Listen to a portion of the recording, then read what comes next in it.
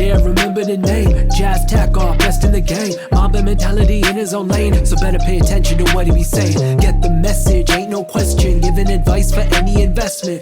Welcome to the broadcast, the Jazz Takhar podcast. You mentioned that you were with Graybrook Realty I was with before. Graybrook not very long, maybe 8 months, 7 months. And then I got headhunted, moved over to Equiton, and honestly, the best decision I ever made. What were you doing with Graybrook? Because I know the boys, Peter and Same thing. and I was Sasha. on the capital raise team. So I worked. Me and Barry did the channel partners. So Barry handled Keyspire. I handled REC. Yeah. Rockstar. Got it. Pretty much all the other ones. Yeah, man. You just mentioned Rockstar. Those guys, Tom and Nick. I'm just trying to remember their names. Awesome guys. Yeah, awesome guys. I actually went to their office earlier this week. Oh, for real? Yeah. Did you do like a pod or anything with them? No, I wanted to reach out because, look, we offer at Equiton, we have these fund-based real estate investments, right? Yeah. And they're really good, but I know for certain target audiences, more so Keyspire and Rockstar, they want the developments, right? They want to see high growth. They want sort of the adrenaline that comes along with it, the excitement, and like funds can be not as sexy at times, right? And so the relationship was kind of limited because that's all we offered. Now that we've launched these direct investments and developments, which is the reason why I reached out to you, there's just a much better fit between their network and what we can offer, right? Now, and so I wanted to reinvigorate that partnership. And same with you. Go back for a second. You talked about funds not being sexy, right? Like it's funny because I actually hear a lot from clients how much they want to get involved in REITs. The people talk about like pension plans and all that kind of stuff, and they actually like it because they think it's bigger than just like getting an income property or what we do a lot of here is pre-construction condos. But what's your take on that? Like, what do you hear? Like, and when you say funds are not sexy, is that coming from the perspective of maybe like people don't understand it, or is it they're not involved? Like it's not an active investment. Like I'm curious why you said that. I think you hit the nail on the head there. Okay. So when you're dealing with something like a fund, it's obviously it's a passive real estate investment, right? You're not involved on the day-to-day. You don't get to choose the types of projects you're in on or the types of real estate assets or the strategy. You sort of pick a firm, you pick a strategy, and you hold on and you kind of forget about it. And I feel like up until very recently, it just wasn't positioned properly. Because yes, it's not sexy, but there's a ton of appeal for it. Sure. And the very frequent conversations I have with clients are, look, I want to be in real estate. I'm seeing all the news headlines day to day on this bustling real estate market. But there's, generally speaking, 3 main obstacles, right? Either you want to be in real estate, you can't come up with the down payment yourself, or maybe you have that down payment, but you can't get financing, maybe you fully leveraged on your primary residence, whatever the case may be. Or the third one, and this is the most pervasive in my conversations, I don't want to be a landlord, right? I either don't have the skill set to, I'm not good at valuating assets, I'm not good at vetting tenants for credit quality. I can't really hire a plumber to fix a leaky dishwasher, or fear. Just fear, right? I just don't want to do it. Because how many and we're gonna jump back and forth, and my viewers and listeners know that sometimes I interrupt people, and I'm not trying to be rude with it. Like I just want to make sure that I know what they're looking for at times. But in terms of that fear. That people have with tenants. It's a lot to take on. It's a big leap of faith, especially with the type of down payment, the kind of capital that a market like Toronto or the GTA necessitates, right? It's a big, big move.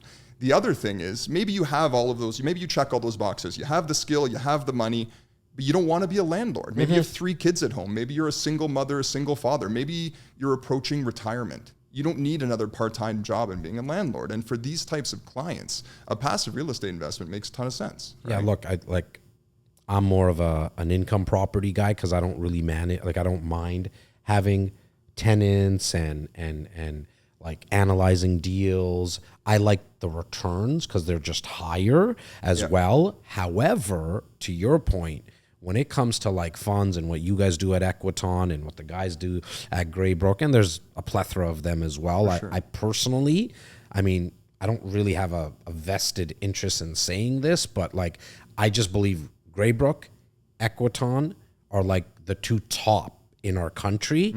When it comes to that type of investment, your returns are going to be lower, but your risk is lower. You don't have as much work that you have to do. So I hear that sometimes. I'm going to get X return on an income property, and I'm only going to get Y on a fund. Yeah, but your work is a lot less, right? Yeah. So you gotta kind of weigh that. As we just jumped into, into the conversation. How long have you been in like the real estate world? I don't think we even got there. Yeah, I haven't given you my backstory. Yeah. So, like I said, I've been following along. And give me the story. comic book one. Like, give me the, like, you know what I mean? Like So, the origin story. Yeah, in that for sense. sure. So I started in real estate, I want to say in my mid-20s. And I've always been an industrious guy. I've always wanted to do things for myself. It became, you know what it is, Jazz? It became very apparent to me early on that I'm responsible for my financial future. I'm not going to get a job that's going to give me $600K a year and just buy a Muskoka cottage and blah, blah, blah. That was on me, and that was on my shoulders. What happened? Like, when did that hit for you? Honestly, third year of my undergrad. Oh, wow. I was doing finance, and I just said, holy shit. I don't know if I can say that, but yeah. Look, this is up to you, Lawrence. You can do it for yourself, or you can rely on a paycheck. And I'm obviously working full time. I love my paycheck, but I had to take a front seat on that. You take responsibility for that. And I did that at a very early age, and I bought my first property at 22 years old. Okay, and what was that? So it was a student rental building in London, Ontario. So many people where start I went there. to school. Yeah, well, it's low-hanging fruit, and I was a student, so it was a natural fit. I got a few of my buddies in on it. Actually, me and a partner had purchased that first property. We've actually scaled that business out to 11 doors now. Wow. And I got a Congrats, duplex brother. here in Toronto as well. And so it just, man, it's like once you get the bug, you get the bug. You start seeing success. You learn as you go. I always say, Lawrence, real estate investing is the best drug in the world. It is. And the second you see and it's success, so addictive. It is. It's self-fulfilling. And then you build out your skill sets. You build out a network, which is equally important as skill sets, in my opinion.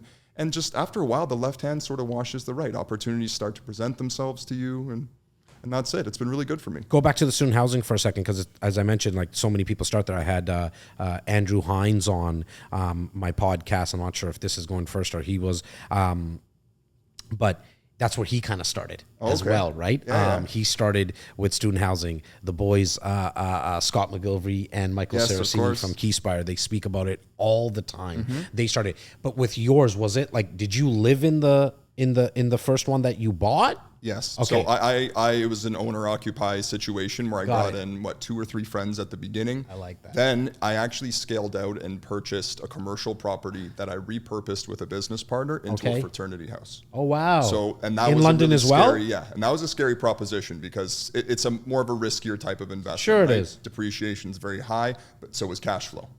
And what we learned quickly was if we could prudently manage an asset like this, it was very, very successful. And not only that, not a lot of other people are doing this. If you're a homeowner in a city and a fraternity knocks on your door and wants to rent the place, you're running the other way. You're shutting the door and locking it twice. Yeah. So we had this niche in the market, right? And we knew how to run these buildings effectively and efficiently. And it's just, like I said earlier, the left hand just sort of washed the right. And what did you like?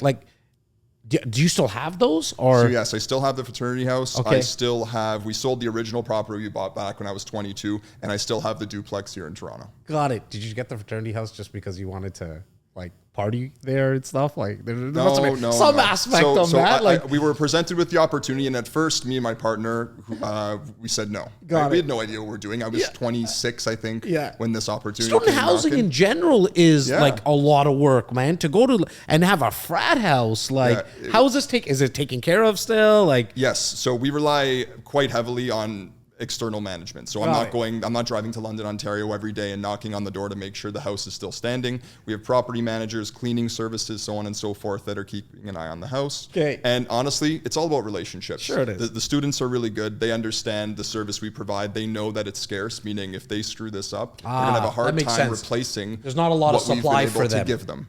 Got Right. it. And so it's this mutual respect that, and this extends beyond real estate. It's just business in general. When you're dealing with people, right? As long as you can provide a value prop and they can return that favor, it's a good relationship, right? it's funny that you say that, right, Lawrence? Like I think more and more people are talking about it now, that you need to think about your real estate investing portfolio, and when you're investing into real estate as a business, most people are not actually doing it though. In my opinion, right? They're not actually running it like a business. No, they're not. To the point where, like, look, if you have an income property and a frat house, you know what I'm saying? Student housing, whatever it is, a small little condo that you rent out, and when shit breaks, the AC or the heating or the stove or whatever it is, right? Some people get so scared that they don't do it again. rather than thinking about it like, okay, look, just like a business, there's internal theft, there's external theft. Friggin' Shoppers Drug Mart, Walmart doesn't shut down their operation amount of when slippage. shit happens. You know what I'm saying? Like they actually budget for these things. Yeah, exactly. But that's a learned skill. Right. And I feel like anyone that gets started in real estate, unless you approach it with a pure business mind from the start, it always just kind of starts as a pet project, right? You dip your toe in and you're just looking for that next step. You're like, okay, I just purchased that condo. My next goal is to find a tenant. And then you take one step at a time. And then you sort of realize that as you continue to do this, it scales in a certain way. And so your next project, you're already thinking about the next 5 steps. So what I learned on my first student house, I was able to apply effectively to the frat house. And it made that much, much easier than if that was my first foray into real estate, right? And now, and then you mentioned you went into like duplexes and triplexes and stuff so like that. I got a duplex here in Toronto as well. I got it. I was lucky to get in the market before prices took off the way they did. I've had it for about 9 years now. Nice. Much different beast. 4 times more what you bought it for. Yeah, for sure. Effectively. Yeah. The napkin math works. Yeah, right. Exactly. But yeah, completely different beast. Much less of my time commitment. Got it. Which is awesome. But yeah, definitely taking the lessons learned and scaled them into something comparatively much easier. Now, so when did the shift happen into, okay, now I'm going to work with like a Greybrook and we're going to talk about all things, that's what real good Equiton's up question. to and stuff like that. But when did that happen? So and how did that happen? Yeah, for sure. So I've got a bit of a different path. So I have a finance degree, classic banker. I graduated from my undergrad and went to work at a big bank, building financial models day after day. I hated my job. It was so mechanistic, same thing day after day. And it got to the point where it was showing. And so I said, look, I have this existing side hustle of real estate. I'm seeing success in it. Mm-hmm. It's a thing I understand. I'm passionate about. I'm able to grow it efficiently. I want to pivot full into it. And that's when I took a job at Greybrook. And from there, I felt right at home. So not only am I'm just doing what I love, honestly. Yeah. And that's such a cliche statement to make, but I was doing it on both ends. So not only had a good job for myself, earning a salary and all that good stuff, but I'm helping other people achieve their goals with real estate, right? Whatever that may be. Maybe it's cash flow, maybe it's long-term growth, but whatever it is, I'm a piece of that puzzle for them, right? Right. And you know, you said it's cliche, and yeah, it is, but it's cliche for a reason because it works and it's true.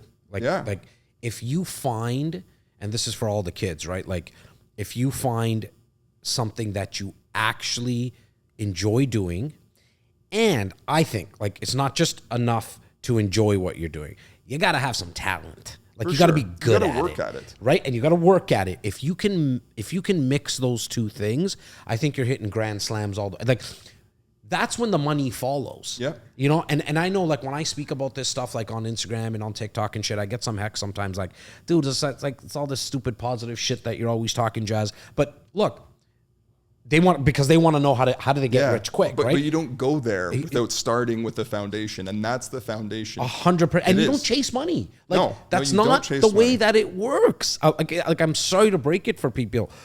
The second you stop chasing money, it will actually start to follow you, because when you put in those extra hours of work, you enjoy it, so you'll inevitably put in the extra hours in the morning and in the evening. You're going to bring so much value to the marketplace that the marketplace rewards you by paying you. The success is the byproduct. 100%. And that's all it is.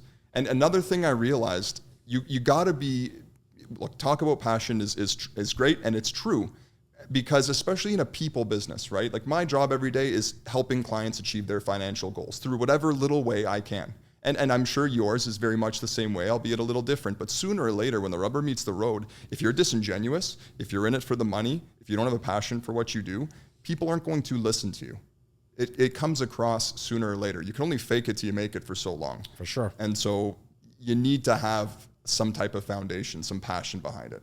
People start smelling that shit, right? They do. They do. They know that you have commission breath. You won't treat your customers and your clients like.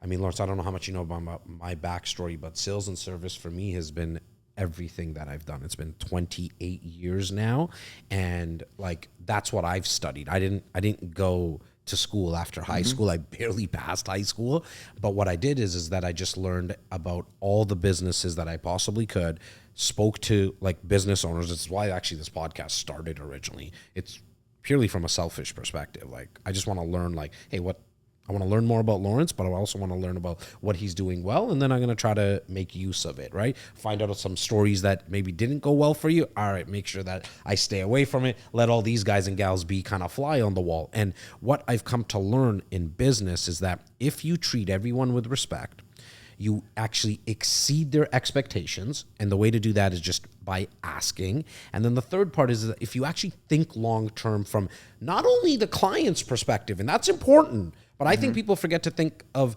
like at it from your own perspective. Like your business will not stay in business if you're just giving away a product or a service at like, you know, less than cost. Like that just doesn't make, it doesn't make sense on the P&L, right? You can do it for a month, you can do it for a year, but sooner or later, you just won't have the longevity, right? So you got to think from both your perspective long term as well as the clients. And again, I mean, Greybrook and Equiton, that, you know, the relationship that we've had with Equiton now is going on to I think about like 4 or 5 years, coming up to like 4 or 5 years. Right. And I mean, my clients love it. So then you're at Greybrook. And then you're like, okay, I want to make the shift over to Equiton. Why that shift? Yeah, that's another great question. Look, at the end of the day, I was very, very happy at Greybrook. I'm a staunch supporter of Greybrook, both as an employee. I loved my time there, and as an investor. I still hold my Greybrook investments. I love my Greybrook investments. I've done Greybrook investments after I'd left, and that'll speak credence to how 100%. I feel about them. Yeah. So I was naturally hesitant when I was contacted by Equiton to potentially come on board. And so the first thing I did was my due diligence, because to our earlier conversation, if I don't believe in what this company is doing or what this team is doing and the vision they have and how they approach their work, how they approach their clients, I'm not going near it, right? I don't want to put my name on it, and I'm not going to like what I do. And so I did my homework. They interviewed me, but I interviewed them 100 times over. And I popped the hood, I checked out what the goods are, and I said, you guys are doing something here. I want to be a part of this. There was this younger company when I first joined with a ton of runway, a ton of growth. They were scaling at a very fast pace.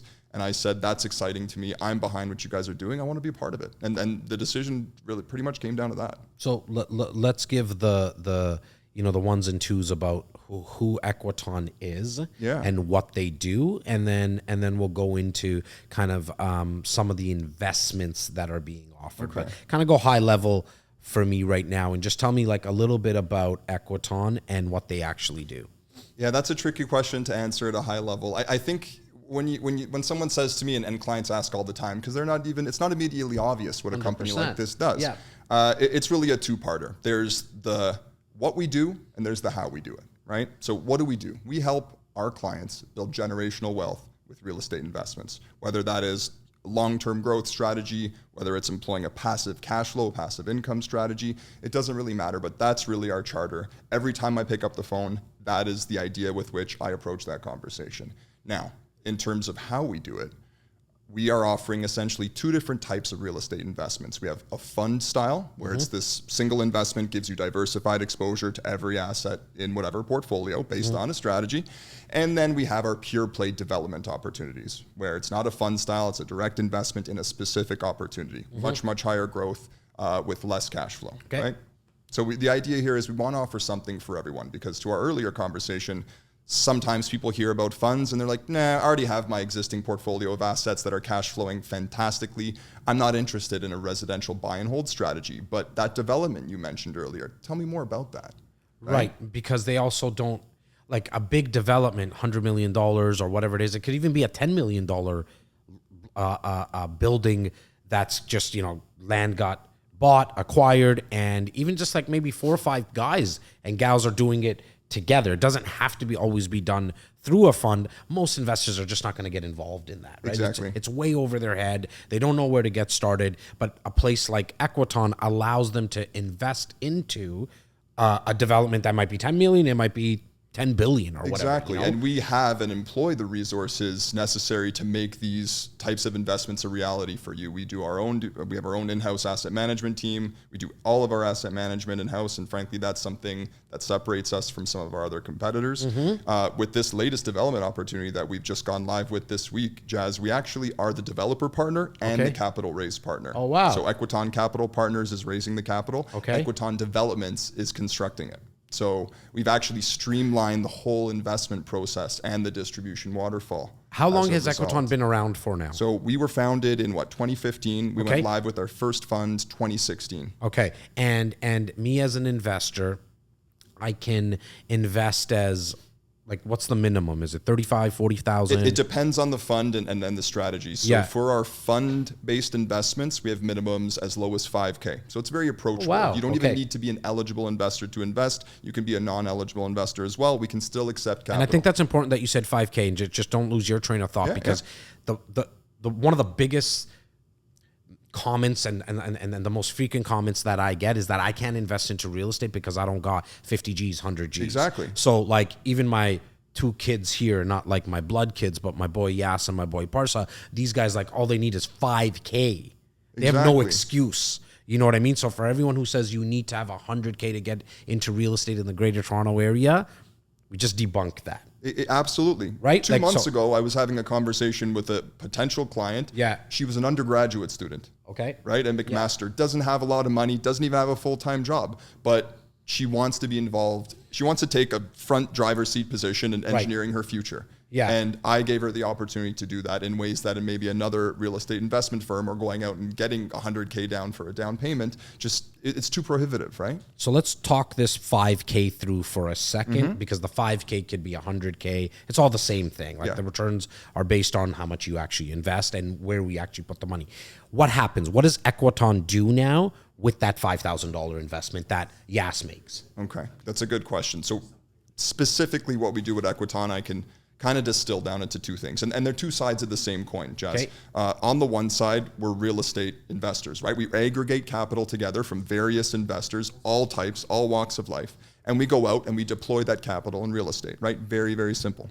But that's the smallest part of what we do. The engine of what we do, the soul of Equiton, so to speak, is we are asset managers. We preside over every investment we make throughout that investment's life cycle. So when I talk to you about Equiton as a company, we're really a team of about 120 employees, most of which are real estate professionals managing these assets. And all of that's done in-house, like I said earlier. So we would raise capital as little as 5K, as much as $1 million plus, depending on the person's situation. We aggregate that into a pool, whichever fund they choose, depending on their comfort level with risk, the exposure they want, the return structure they're looking for, so on and so forth.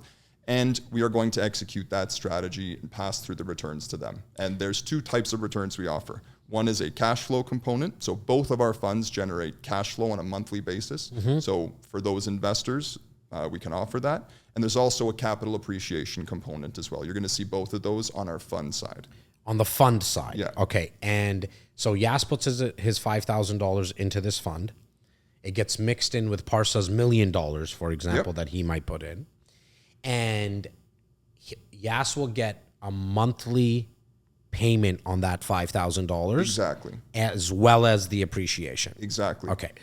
That's very important for some of my viewers and listeners that are that 22, 23 years age. And in fact, in Ontario, you just need to be 18 years old, that's right. Just to confirm. So it's very simple. Because a lot of people have heard about these terms like accredited investor, eligible. Here, you just need 5K and you can invest. Yeah, specifically on the fund side, you got it. We don't want to preclude people from investing, right? We want this to be an inclusive thing. Now, in years past, these types of private equity investments, they were reserved for the richest of the rich 100%. And institutions, right? Like pension funds, university endowments, so on and so forth.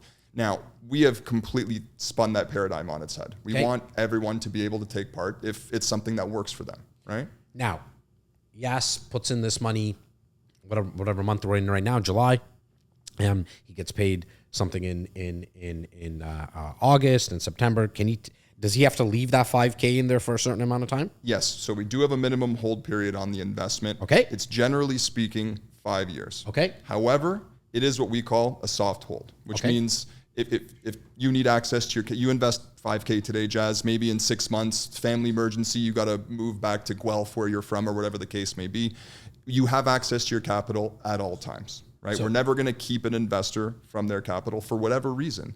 The way we impose that 5-year hold is by imposing early redemption fees for the investors that redeem before the 5-year mark. Okay. It's not meant to be taken advantage of, but in an emergency situation, if you need the liquidity, it's there for you. Okay. And can he use all types of capital in terms of cash under his pillow? He can use a line of credit. Can he use RRSPs, like registered funds? You got it. Okay. So we can accommodate any investment under the sun. So the TFSAs, RRSPs, LIRAs, ESPs. Can you use a credit card out of curiosity? Sorry? Can you use a credit card? I don't think you can use a credit card. I'm just asking. But I know had somebody's many watching. investors, Yeah. especially in years past in a lower interest rate environment. Yeah. They'll pull what? 50, Wouldn't be a 60K smart move, out of but I their just want to, HELOC for what, 2.5%. They'll invest it to get their 6% cash flow, and they'll take the difference every day of the week. Right. So now we don't recommend doing that, especially in this high interest rate environment, but Right. options are available to our investors. We also do corporate investments, joint investments amongst spouses, business partners. Really, any way you want to structure the investment, Jazz, we can accommodate. Okay. And then what's your guys' process? Like, you know, you're sitting down with a 22-year-old guy, for example, yes, or you're sitting down with a 60-year-old person. Obviously, the conversation is going to be slightly different because their questions are going to be different, but they're also in different periods in their life, right? And yes, could, in my opinion, someone at that age can put it into something a little bit more riskier. You got it. Right? At 60, you don't want to, you're not going to be as risk adverse. Now, what's your guys' process when someone like Yas sits down with you? What's your guys' process? Like what questions should he be prepared that you're going to ask him? Yeah, that's a good question. So we have 2 different funds with differing strategies, different risk profiles, so on and so forth. Every conversation I start with a potential client or an existing client is why. Tell me your why. Why are we having this conversation today? What brought you to me? What are you looking for in an investment? What's your current portfolio like? Right? And in starting this conversation, it allows them to tell me what they're looking for. And based on the feedback I receive, I can help guide the conversation into an investment that makes a ton of sense for them, instead of trying to push a product on them that isn't going to satisfy any of their investment goals. Right. And there's no sense in doing that because they're not a satisfied investor, which eventually bleeds out. Right? So now what type of investments, like you said, products, for example, can you talk a little bit more about what products are available for like within the inventory of Equiton? For sure.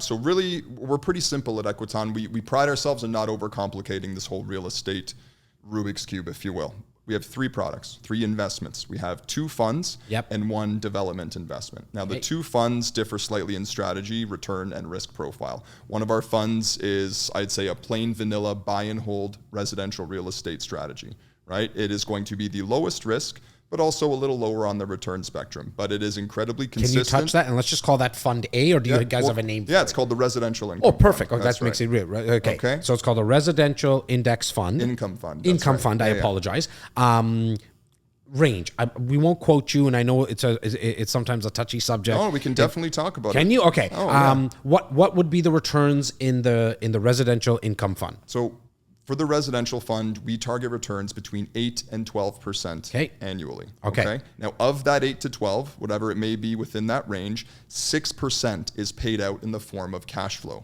Okay. And that's paid out on a monthly basis. Now, the idea behind that is, especially the fact that it's monthly, is we want it to mimic actual real estate ownership. The idea here is you have $25K to invest in real estate. You know you want to be in the real estate industry or the industry, that asset class. But with $25K, you're not buying a condo. You're not buying a duplex, not in Toronto. Well, you're still going to be able to invest that in the asset class of real estate and still get a monthly income, just as you would with buying that condo. You're going to receive monthly rental income. It's meant to operate the exact same way. Okay. Right? And in that, you guys call it the RIF? We call it ERIFT, the Equiton Residential Income Fund. Got it. Okay, cool. You can tell we like acronyms around here, man. In that fund, Equiton is purchasing like condos, multiplexes. So another good question. So our mandate's very simple. We're essentially going out and acquiring two different real estate asset classes. One being apartment buildings, two being entire townhouse communities. Okay. So we're not going out and buying duplexes and sixplexes. We're buying institutional grade residential assets, 15-story towers with 200 units, let's say. Right across Canada?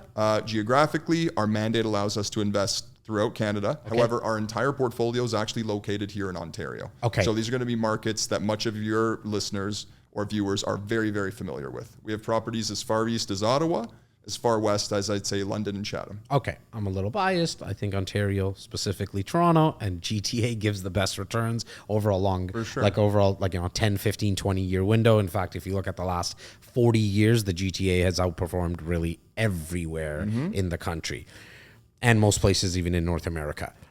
The second fund, let's go to that. So the second fund's strategy is a little different, has different asset classes and different risk profile, also different return structure.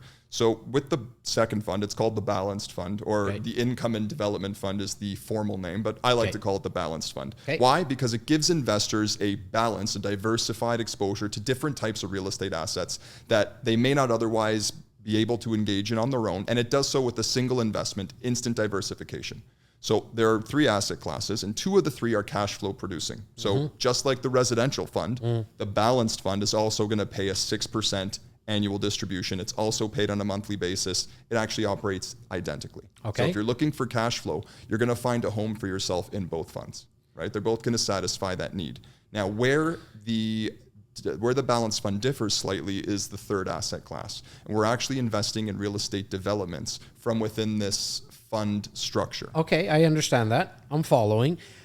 But why, as an investor, why would I go to the balance fund if my rate's going to be, like my return, is going to be very similar? Do I have the opportunity, because the development aspect is mixed into that, to get a higher return? Absolutely. Okay. So there's fundamentally different return structures. So with the residential fund, we're targeting returns between 8 and 12%. Yeah. With the income and development fund, we're targeting returns between 12 and 16%. There we go. And it's because of those developments that are in the fund that really push that return to the next level. Is it slightly more riskier because there's development involved, because of like zoning and permits and like all that kind of stuff? Like, have you seen that over time? Like, what's your take on that, Lawrence? So I'll say it this way. Philosophically, yes, it is slightly riskier just because the nature of developments, to your earlier point, they're slightly riskier. They also don't pay a routine cash flow back. So you're not periodically able to take profits. Really, you just receive it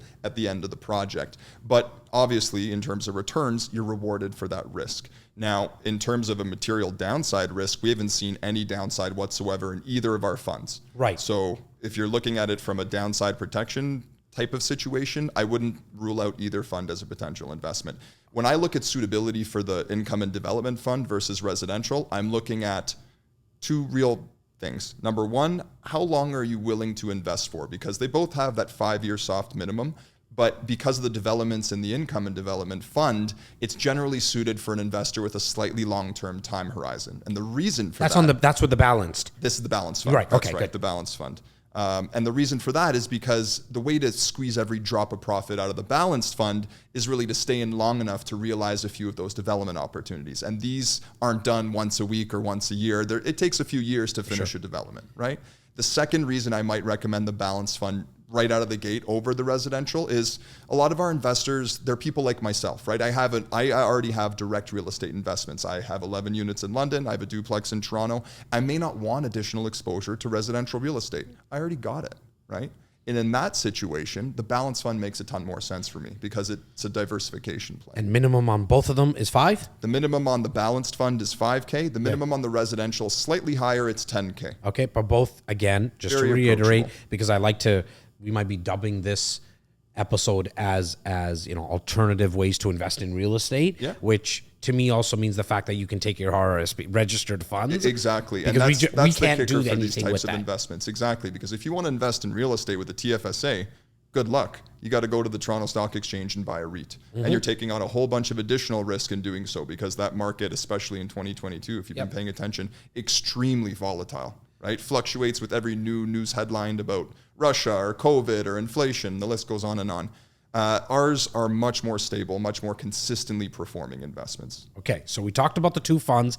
We know that in the balance fund you have the development, but then we also have a third asset class, which is just fully development. Yes, that's right. So it's not a fund structure. It is a pure play direct investment in a land development project. Okay. Right now, it differs from the fund style of investments in a few key areas. Number one, these investments do not generate routine cash flow. So if you're a passive income bug, you're in retirement, you want to realize passive income, this may not be suitable for you. However, these types of investments have an extremely high growth trajectory, right? And that is the main value proposition of this type of investment.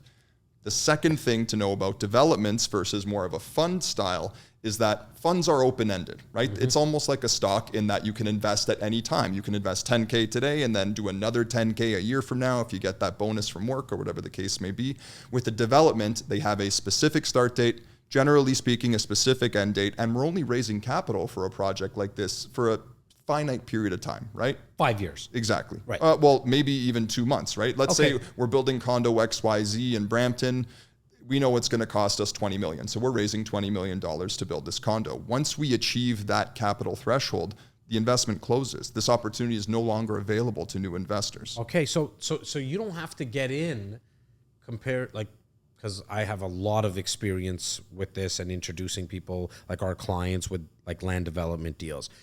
I've always understood them that you have to get in at the earliest point and there's a cutoff date. Exactly. So that's exactly how it works. But then it goes from the start right up to like for 5 years. But you're saying it could be like a 2-month period as well? So the investable time period must go the duration of the project, right? So that project's going to have an estimated time to completion of 5 years or 4 years or 7 years, depending on the size and the scale of the project, how much of the entitlement process we need to go through. I don't want to get into the technicals too deeply.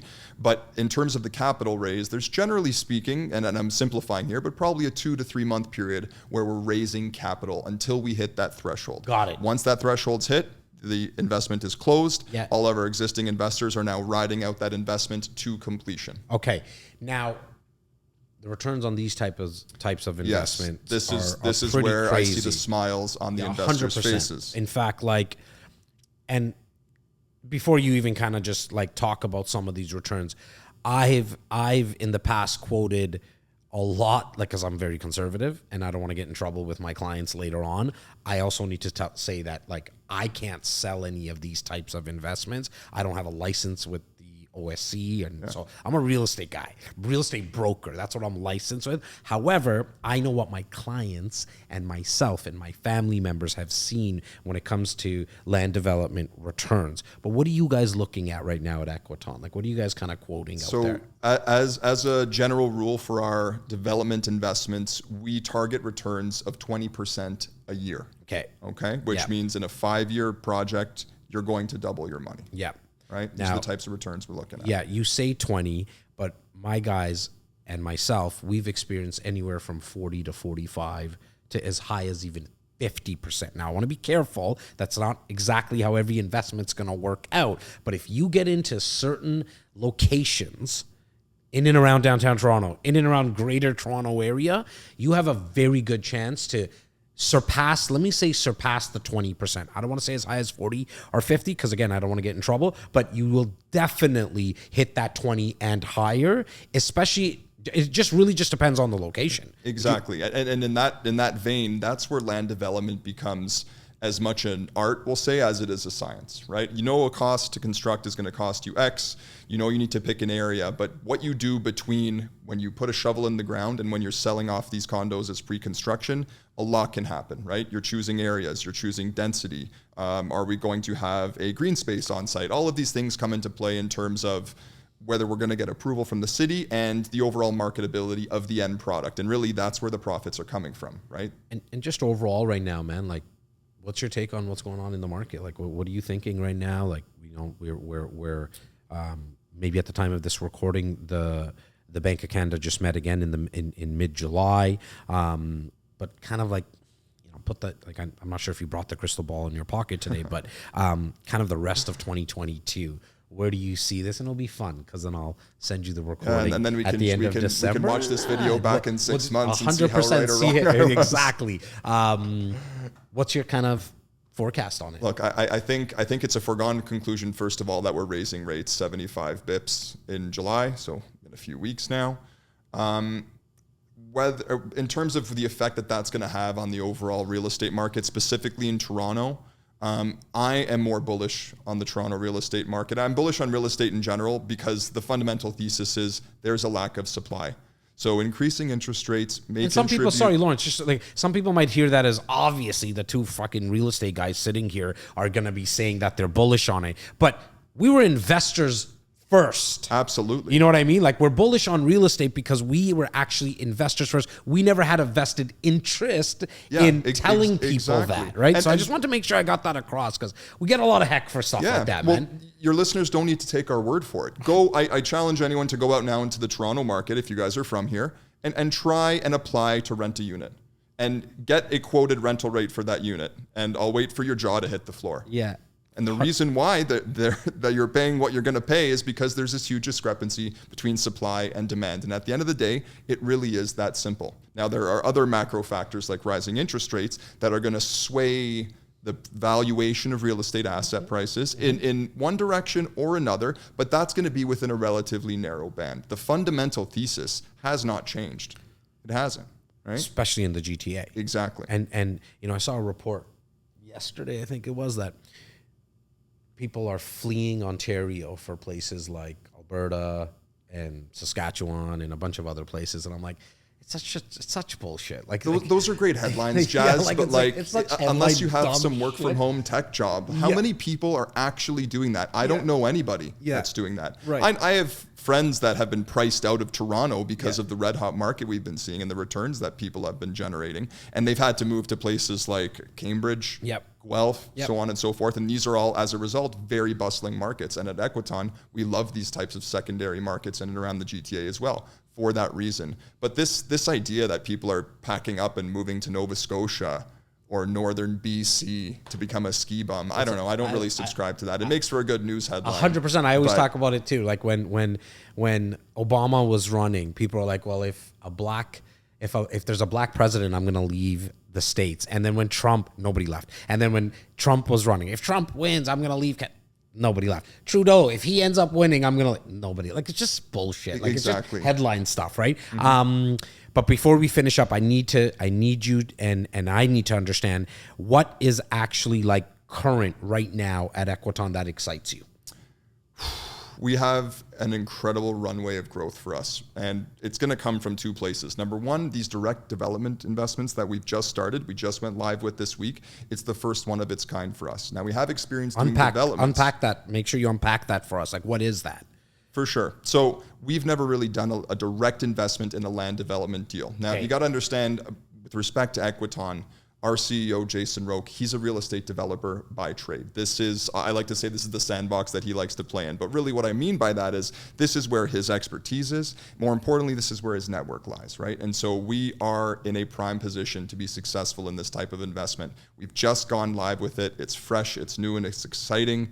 And really the sky's the limit for us. Now, on the fund side, if anyone's been paying attention to the fundamentals or the macro analysis of real estate, especially in Ontario, we are in a red hot rental market, and that's agnostic of rising interest rates. It is very hard to find a place to rent.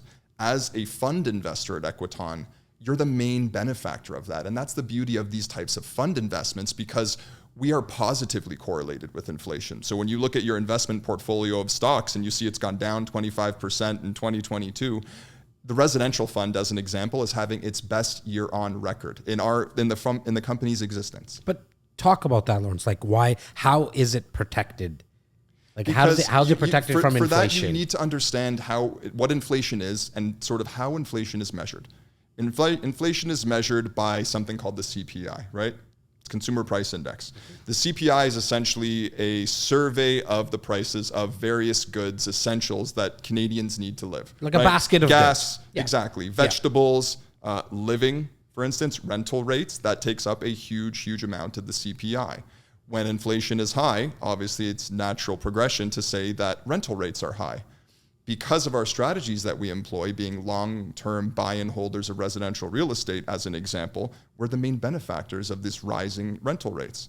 and therefore rising inflation rates. So while, again, other parts of your portfolio may be falling off a cliff today, it's the prudent investor will always have something non-correlated to this type of market risk. And for a lot of our investors, that is exactly what the funds fulfill, and the developments as well, right? I want you to go back to the development, because are you allowed to speak about exactly what it is? Yeah, like, for where sure. is We've it launched this week, so Let's do it. I'm Go. happy to get into it a I want little to hear bit. about it. So in fact, just so everybody understands, like Lawrence called me a week ago or something, 10 days ago, and you were telling me about this. I was like, stop. I don't even want to hear another word. Come tell me on the pod, so I actually everyone can hear it, and then I can actually learn right on the spot. And I think it's just easier, because now we get to kill a couple of birds. Not that I'm into killing birds, but with the same stone, I get to learn about it, and my whole crew does as well. So exactly. Talk to us. So the development we're doing at Equiton, it's a mid-rise residential development. So guys, we're building a condo. That's really what we're doing. Mid-rise condo. It's in Toronto's East End in Scarborough, in a neighborhood called Cliffside. It's actually a 4-minute drive from Scarborough Bluffs, maybe a 15-minute walk max. So it's in a very nice area, lush greenery, and more importantly, a rapidly intensifying area. All right. This area used to be very, very affordable, and because of that, both investors and permanent residents are piling into this area, because frankly, the rest of Toronto is obscenely expensive. And this is exactly where this type of neighborhood's heading. We're going to be building a 12-story condo. We're going to be applying with the city for 13. So we do want increased density on this. We're fairly confident we're going to get it, but all of our financial projections were based on 12 Is stories. there precedent like on the 13, 14, 15? Like, is there anything higher right there now? So there's a 13-story just next door to us, so we do have that level of precedence. But in our preliminary talks with the planners, they're actually less concerned about density. And I'm going to geek out a bit, guys, and so I hope this isn't over anyone's My guys head. are nerds when it comes to real estate. Yeah. So in our preliminary talks with the city, they're less concerned about density, because there's very obviously a clear need because of affordability for increased density. So they're not really fighting us at all on density. What we're noticing is they want the other boxes checked, meaning how many access roads do you have leading to this property? And we actually border on 3, which is fantastic. Will there be natural park space on site, or at very least nearby? Will your building cast an excessive shadow on neighboring houses, right? So insofar as we're able to give the city what they want in other areas, we're extremely confident that we're going to be able to get the density we want. And they always look at these projects on a holistic basis, right? It's not like, 14 stories, can't do it. Right. Right? Yeah, they're looking at... They want to see you willing to work with them. 100%. And we have experience What are you doing bringing this. to the community? Exactly. Right? Is this going to be good for everyone or not? Right. Or good for you? So, 12, call it 13 stories. Time frame and projected returns. You got it. So targeted time frame is 5 1/3 years. So 5 years, 4 months. To my earlier point, we're projecting annual returns of 20%. We're raising approximately 38 mil on this project. Okay. We imagine that we will hit capacity. So the full 38, I would say at the latest by October. Okay. Maybe November, but that's it. It's going to be open for a few months. 38 mil is not a small amount of money, but once it's full, that's it. Okay. And sorry, did you mention the returns? Maybe I just... Yes, annual returns we're targeting of 20%. Okay. So the total return over the full 5.33 years is going to be 106.6%. Okay, so there's always 4 questions that I advise my clients to ask, and I've always been doing this since day one when I'm about to invest into real estate. What's the investment? Like, what type of investment is this? So I get it, it's a land development deal. What's like, how much is the minimum that I can put in? Here I can put in whatever, 10,000? Good question. So no, the minimum on the developments is actually the highest out of our 3 investment types. So the minimum is $25K for the developments. $25K. Anybody who's getting involved in this, $25,000 is what I'm used to for years and years and years. Exactly. In fact, it used to be $30,000. It used to be $30,000. So that's good. When can I get my return back? You've told me 5.5 years. Let's just call it. But the number 4th one is what risks are involved. Yeah, because that's the biggest question. I think that's important for everybody to understand. Equiton, the company, is a great company. The reputation is there. The type of investment, land development, where the location and all that, fantastic. The returns are great.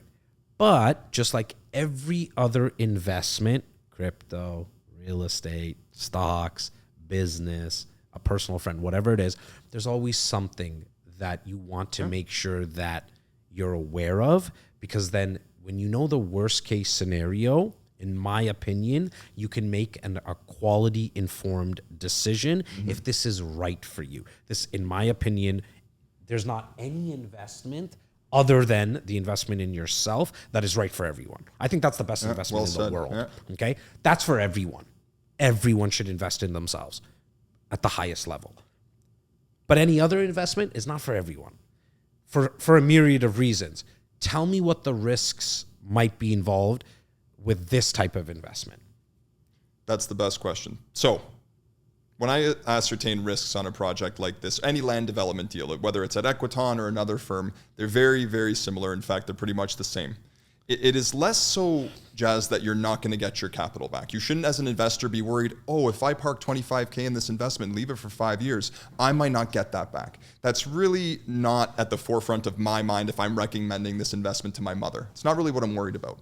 What I'm worried about is the timing, right? Because when you're doing a land development project like this, there's a lot of moving parts, right? You're going through the entitlement process and gaining approvals for the city before you even break ground. And each part has its own different risks. And usually delays are the biggest risk factor, which means we're targeting a projection of 5.3 years, right? This project might go 5.5 years. Maybe the municipality of Toronto looks for an increase in scope on a soil sample or an additional environmental study. That pushes the project back to another 6 months. So now we're looking at almost 6 years. So as an investor, it's less so that you're not going to get your projected return and more so I might have to wait another 6 months to get that. Right. But even in saying that, Jazz, there's actually opportunity when a project gets delayed a little bit. And I think it's actually better, but go. Exactly. So whenever we're ascertaining... This type of investment, I think it's better exactly. when it gets delayed. Exactly. I apologize. Specifically developments. Yeah. So whenever we're ascertaining profitability projections on an investment like this, we're looking at money coming in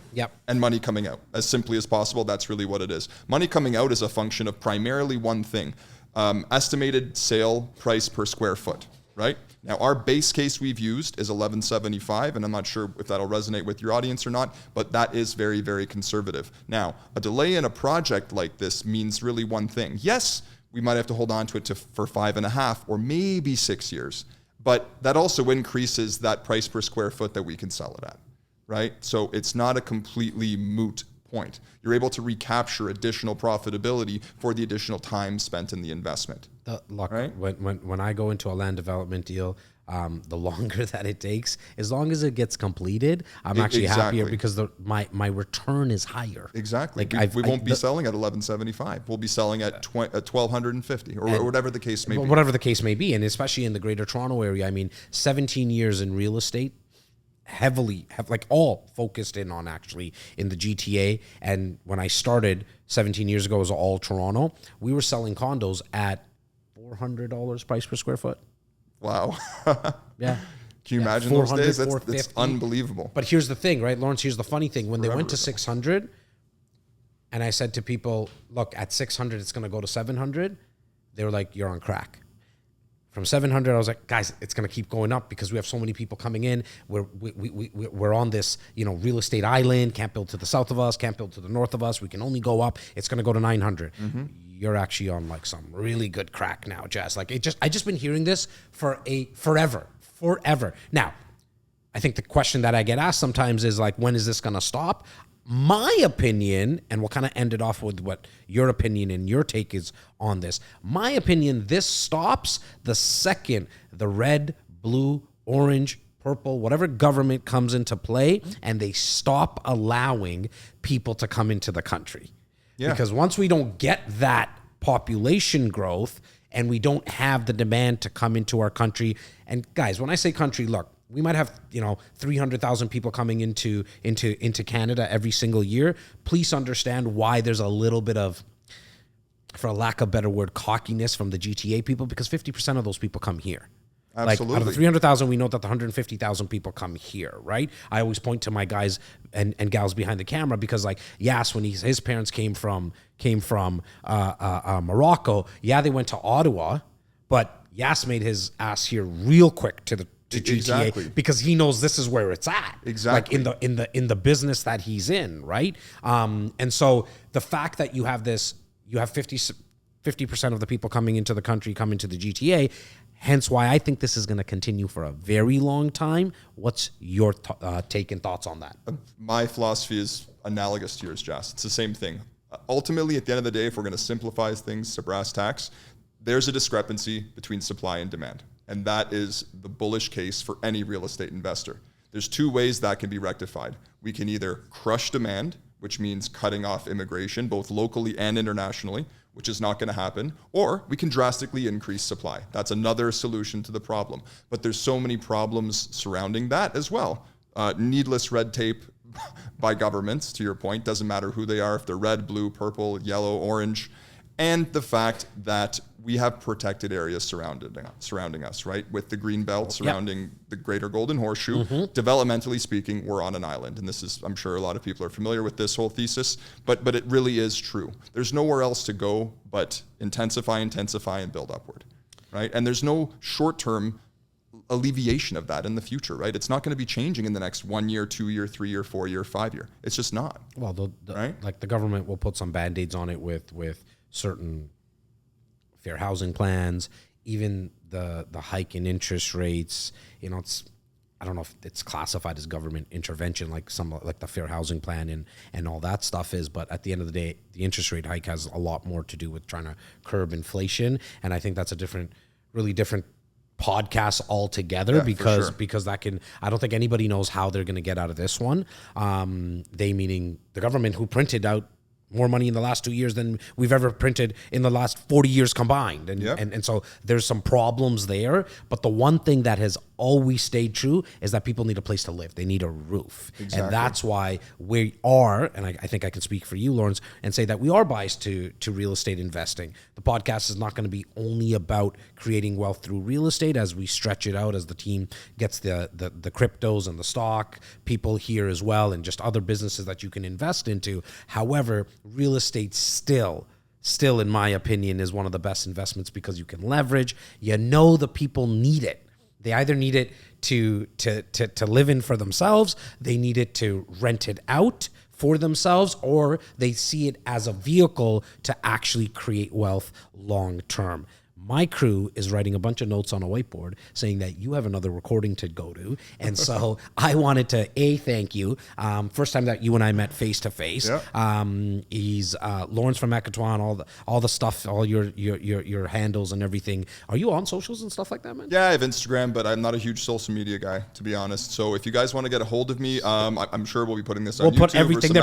But when you said you're not on social, I was staring at you like, shit, I don't think you know the room that you're in right now. Like, we're beasts I know. when it comes to social. Maybe you can help me out with that. Well, I was just about to say, I mean, I got a company that handles all that stuff, but like, you need to do that for yourself. Yeah, like I hear Lawrence, you. I hear you on that. Like, everything that you're doing and everything that you're up to. And honestly, like, I hope people, like I mentioned this, I just spoke to you 10 days ago and said, come on here. I've never met you face to face, but the team has talked to you and all that. I never knew your backstory about you actually being an investor. That is what you need to speak about, not Equiton. So on your socials, talk about your stories and the stories of your clients without mentioning names and stuff. I guarantee you the Equiton stuff, you know how you said we were talking about success being the byproduct of working hard and following your passion? You making more like connections and having a bigger business with Equiton will be the byproduct of you telling stories and telling your own stories and documenting what you're going through on social. It will change your fucking business. I promise you. Yeah, I know you're right, Jazz, and it's something I need to do. It's definitely something I need to do. Awesome, buddy. Thanks, man. Thank you for your time. time. It's a pleasure, today. dude. I appreciate it. Thank you.